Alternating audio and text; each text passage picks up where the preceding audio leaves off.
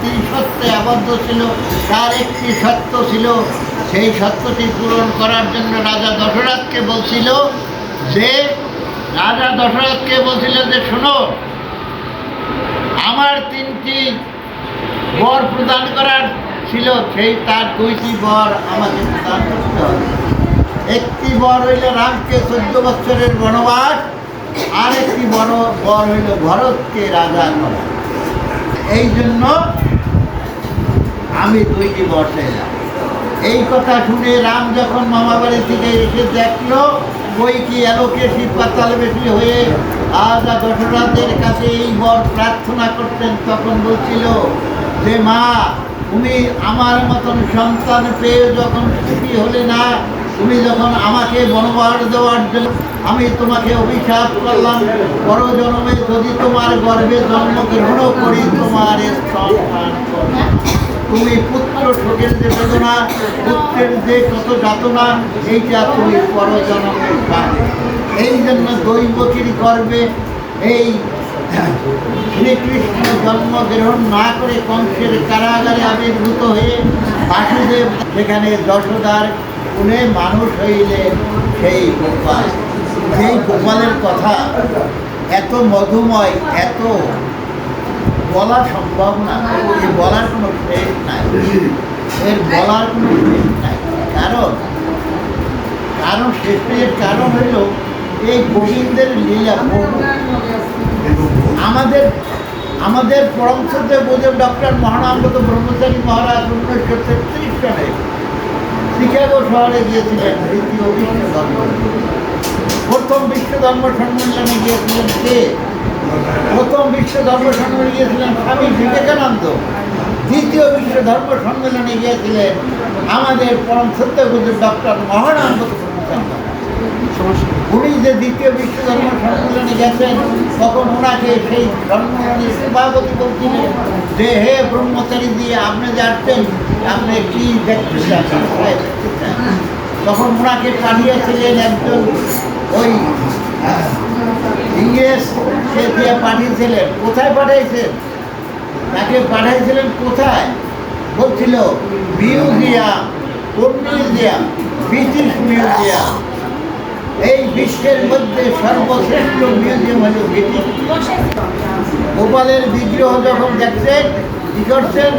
গোপাল এইভাবে হাত পেতে বসে আছে, আর এক হাত এরকম রেখে বলছেন যে মহারাজ, যে ব্রহ্মচারী, আপনাদের তো শুনলাম আপনারা যতটুকু মানুষ তার থেকে বেশি আপনাদের ভগবান দেবতা, আপনাদের নাকি 33 কোটি দেবতা।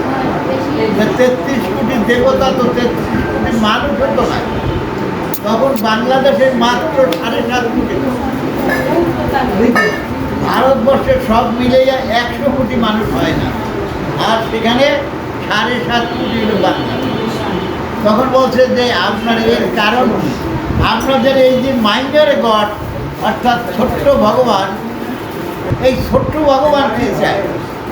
এখন ওরা তো ইংরেজ, ওরা বলতে দেখি ভিক্ষা চায়, ভিক্ষু। আমরা এরকম হাত করতে বসে আছি কেন? আপনারা দেখেন মঠ মন্দির বা যে কোনো জায়গায় যাবেন, যাইয়ে দেখবেন একজন বলবে আমার কিছু সাহায্য করে, সময় ভিক্ষা দেয়। তাই গোপাল কেন হাত পেতে বসে আছে? এর কারণ তখন বলছে কি ভিক্ষু? আমাদের পরমশ্রদ্ধে গুরুদেব ডক্টর মহানামগত কেন উত্তর করেন নাই? যে না বুঝে যে প্রশ্ন করেছে তাকে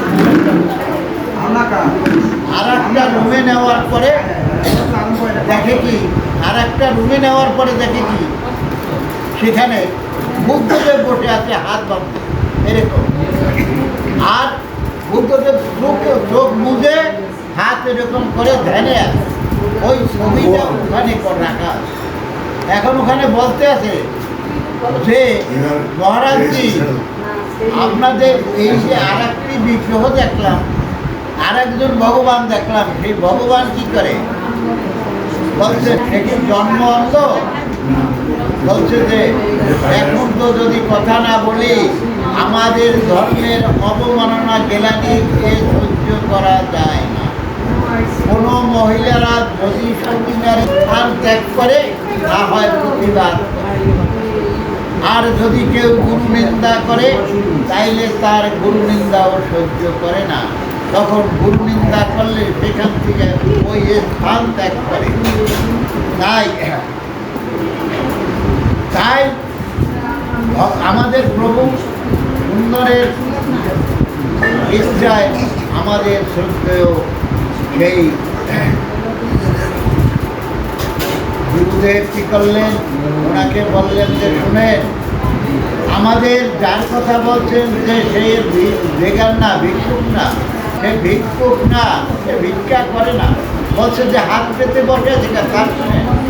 সে বলছে এই হাত পেতে বলছে আমাকে শুদ্ধ ভালোবাসা দাও, আর এই হাতে দিকে রাখছে কারণ হলো বলছে এই হাতে বলছে আমাকে, আর এই হাতে বলছে একটু শুদ্ধ ভালোবাসা দাও, এই জন্য হাত পেতে বসে আছে। এর বিশ্ব ব্রহ্মাণ্ডে কোনো কিছুর অভাব নাই, এর কোনো দুঃখ দুর্দশা নাই, এর যা আছে ব্রহ্মাণ্ডে, এই বিশ্ব ব্রহ্মাণ্ডে সব আছে তার ভাণ্ডে, এই জন্য তার কোনো দুঃখ দুর্দশা কিছু নাই, তার কোনো অভাব নেই। অতএব সে ভিক্ষুক না, বলছে যে ওই যে যার কথা বললেন যে সে জন্ম অন্য নাকি, তাকে জিজ্ঞাসা করছে এই জন্ম থেকেই অন্য নাকি, বৈদ্যদেবের কথা বলছে, বলছে যে সে জন্ম থেকে অন্য না। এর কারণ সে চোখ বুঝে ভগবানকে দর্শন করার জন্য চোখ বুঝে আসে, বাহিরের চক্ষু বন্ধ করে ভিতরের চোখকে উন্মোদন করে ভগবানকে দর্শন করতে হয়। এটা হলো প্রভুর করুণা। জয় জগৎবন্ধু হরি। আমরা প্রভুর কৃপা আমাদের এই হোক, সকলার উপর বর্ষিত হোক, এই কামনাই করছি। সকলার মঙ্গল করুক, সকলার ভবিষ্যৎ উজ্জ্বল হোক, তাই প্রভু